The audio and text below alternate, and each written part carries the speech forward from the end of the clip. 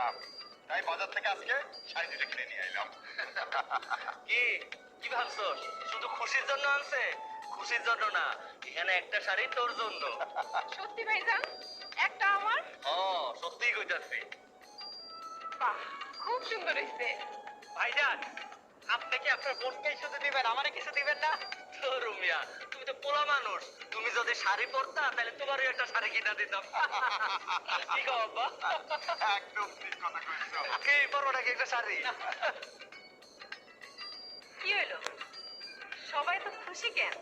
দেখো না ভাবি, আব্বা বাজার থেকে তোমার আর আমার লেগে দুটো শাড়ি নিয়ে এসে, এখান থেকে যেইটা তোমার পছন্দ ওইটা রাইখা আরেকটা আমারে দাও। আর এটা তুমি কি কইতাছো? তুমি আমার 10টা না 5টা না একটা মাত্র নাও। তোমার যেই শাড়ি পছন্দ হয় আগে সেটা তুমি নাও, তারপর আমি নিব। আমার বৌমার মন আকাশের মতো বিশাল। দেখতে